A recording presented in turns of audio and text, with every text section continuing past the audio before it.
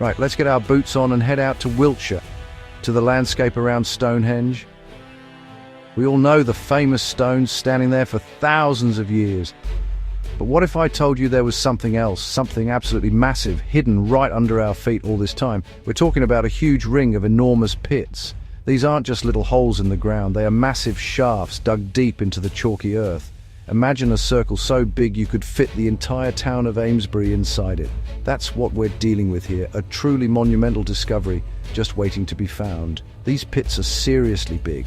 Each one is about 20 meters across. That's wider than a couple of double-decker buses parked side by side. And they are deep too, plunging down about 5 meters into the ground. That's deeper than the height of a house. But the most incredible thing is how they are arranged. There are at least 20 of these pits, and they form a near-perfect circle. This circle stretches for 2 kilometers, or about 1.2 miles, right around another ancient site called Durrington Walls. It's an astonishing piece of prehistoric engineering, hidden in plain sight for millennia. For centuries, people have walked over this land, completely unaware of the giant secret buried beneath the grass and soil. You wouldn't have seen anything from the ground. It took modern technology to reveal the pattern. Think about that for a moment. A structure so vast that its true shape could only be seen from the sky or with special equipment. It makes you wonder what else is out there just waiting for us to look in the right way. This wasn't some random collection of holes. It was a carefully planned, unified project on a scale that is almost impossible to comprehend. The discovery of this circle changes everything we thought we knew about the Stonehenge landscape. It wasn't just about the stones themselves. The whole area was part of a much larger, more complex world. These pits show that the people who lived here had a grand vision. They weren't just building one monument, they were shaping their entire environment. They were creating a sacred landscape, a place marked out as special and important. And they did it on a scale that dwarfs many of the constructions we see today. It's absolutely mind-boggling. So, we've found these massive holes in the ground. But how can we be sure they were dug by people thousands of years ago? It's a fair question. Couldn't they just be natural features? Strange sinkholes created by water and time? Well, that's where good old-fashioned archaeology comes in, and the evidence is absolutely brilliant. Archaeologists didn't just look at the shape of the pits from above, they got down into them and had a proper dig.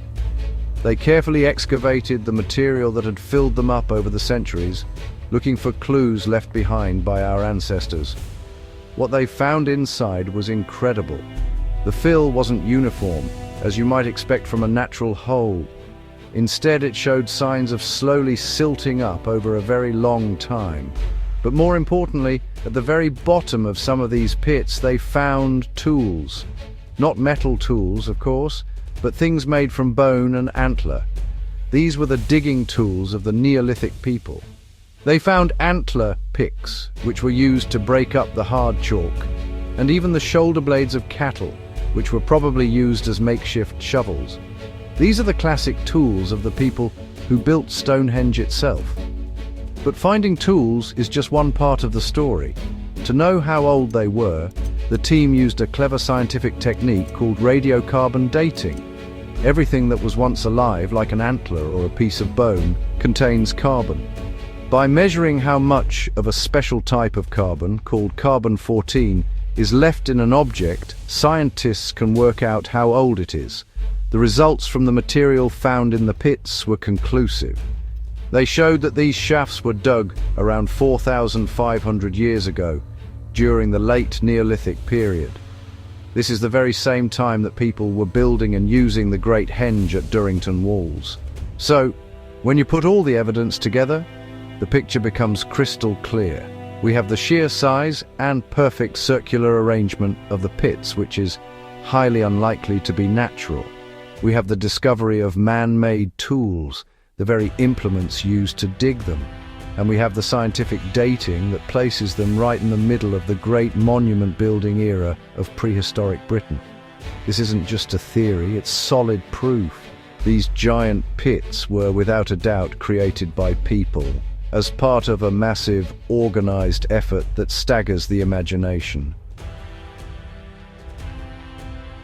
Right, let's think about the sheer effort involved here. How on earth did they do it? We're talking about digging at least 20 massive pits, each one a huge undertaking, without any metal tools, without any machinery, and without any written plans or maps. It's a question that really gets the mind working.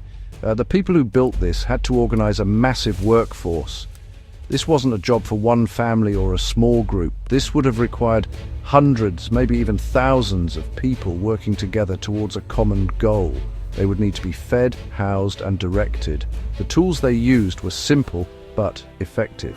As we've seen, they used antler picks to hammer away at the solid chalk, breaking it up piece by piece. Then they would have used shovels made from the shoulder blades of large animals like cattle to scoop up the rubble. This material would then have to be carried out of the pit, probably in baskets made of leather or wicker. It would have been slow, back-breaking work. Archaeologists estimate that digging just one of these pits would have taken an incredible amount of time and effort, involving moving over 1,000 cubic meters of chalk and soil. But the muscle power is only half the story. The really clever bit is the planning. How did they manage to lay out these pits in such a precise circle over such a vast distance? They didn't have GPS or satellite maps. It's likely they used something much simpler, ropes and pegs. By fixing a central point, perhaps within Durrington walls, and using a long rope of a set length, they could have walked out to each pit location, marking the spot. It's a basic form of geometry, but to apply it on this scale, across hills and valleys, is a sign of incredible skill and careful surveying. This level of organization tells us a lot about their society. It shows they had leaders who could dream up such a project and motivate a whole community to make it happen. They must have shared a powerful common belief or purpose. This wasn't just about digging holes. It was about making a statement. It was about defining their world, marking their territory, and creating something permanent in the landscape. The coordination required is evidence of a complex and sophisticated society, one that was capable of thinking and building on a truly monumental scale. It's absolutely fantastic. So, the big question is, why? Why go to all that trouble to dig a massive circle of pits? It clearly wasn't for defense, as the pits are too far apart to form a barrier, and it's unlikely they were for trapping animals. The answer, most archaeologists believe, lies in the realm of ritual and belief. This wasn't a practical structure, it was a spiritual one. The circle seems to be marking out a boundary, separating a special, sacred area from the ordinary world outside. The henge at Durrington walls, which the circle surrounds, was a place of feasting and ceremony. This ring of pits may have acted as a guide or a magical barrier for it. The very act of digging could have been a ritual in itself. Perhaps each pit was created by a different tribe or community, a way of contributing to a shared sacred project. The pits might have been seen as passages to another world, a link to the underworld or to the spirits of the ancestors. Placing objects within them or simply creating these deep shafts in the chalk, the bones of the earth, could have been a powerful symbolic act.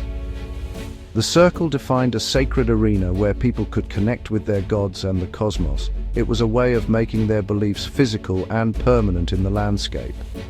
Think about the experience of standing in that landscape 4,500 years ago. You are inside this enormous marked-out circle. You know that you are in a special place, set apart from the everyday. The pits themselves might not have been left open. They could have held giant timber posts, creating a towering circle of wood. Or they might have been marked in some other way. Whatever was there, the boundary was clear. It directed movement and focus towards the center, towards Durrington walls, where great gatherings took place. It was a piece of architectural theater on a grand scale. This discovery really forces us to think differently about Neolithic people. Their world was steeped in symbolism. They didn't just see hills, rivers, and stones. They saw a landscape alive with meaning and power. The pit circle could have been a map of their cosmos, with the circle representing the boundary of the known world and the central henge representing the world of the living. It's a powerful idea that these ancient people were not just surviving, but were trying to understand their place in the universe and express that understanding by physically changing the world around them. It's a truly profound concept. What's so exciting is that this kind of massive, hidden ancient structure isn't unique to Stonehenge.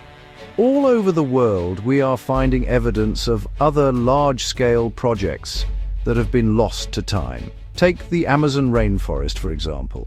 For years, we thought of it as a pristine, untouched wilderness. But now, with new technology, we are discovering the remains of huge planned cities hidden beneath the canopy of trees. These settlements had roads, canals, and large earthworks, all signs of a complex, urban society that thrived there centuries ago. Then you have the Nazca lines in Peru, and they are just mind-blowing. These are gigantic drawings or geoglyphs etched into the desert floor. There are hundreds of them, depicting animals like hummingbirds, monkeys, and spiders, as well as straight lines that go on for miles.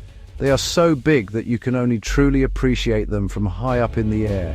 For centuries, their purpose has been a mystery. Were they messages to the gods in the sky? Were they part of a huge astronomical calendar?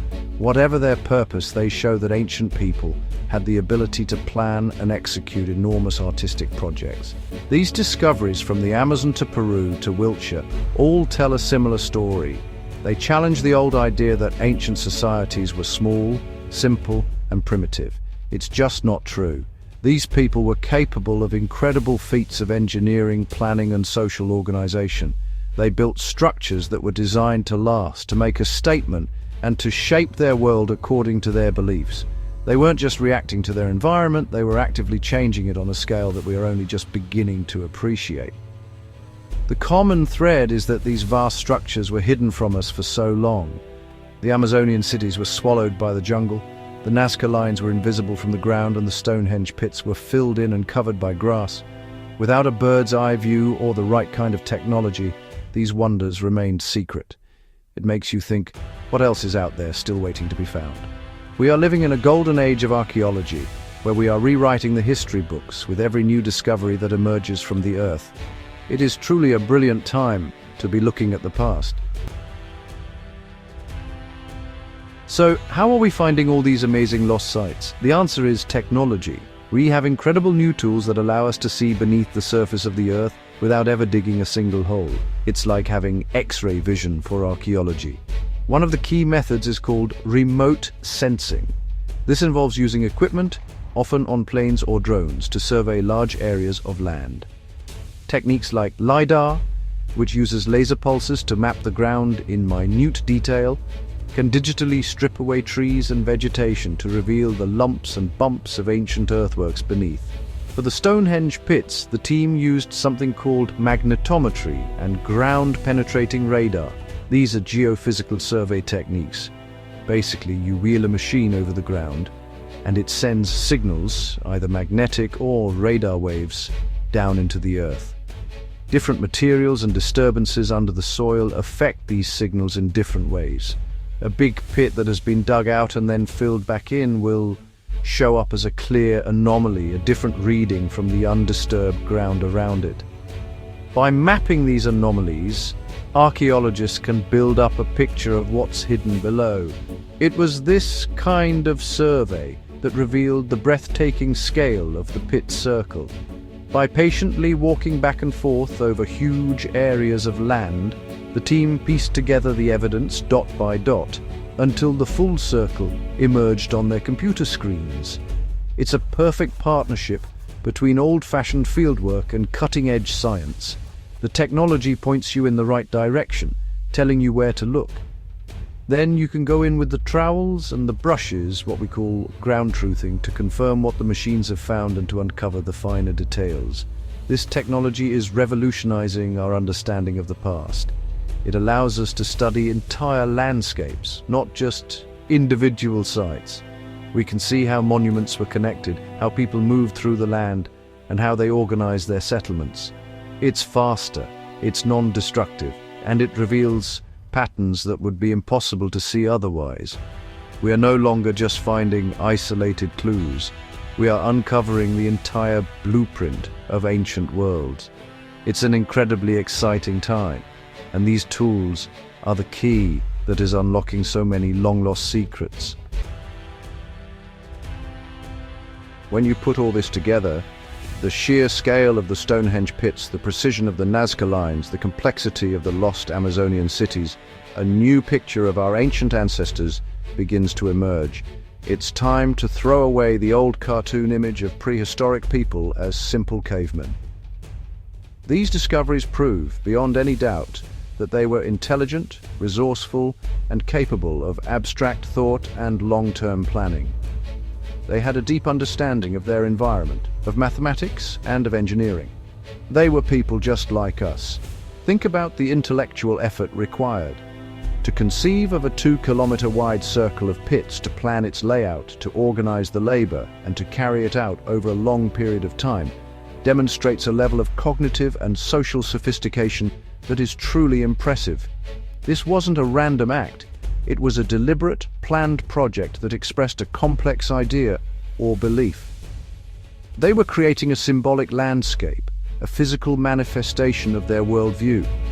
This is not the work of people simply struggling for survival. It is the work of a thriving, confident, and intelligent culture.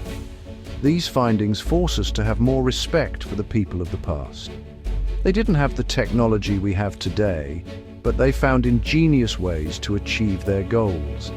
They used ropes and pegs for surveying antlers and bone for digging, and their shared beliefs to unite thousands of people in a common cause. Their achievements are in many ways even more remarkable because of the simple tools they had. They show us that human ingenuity and the desire to create something bigger than ourselves is not a modern invention.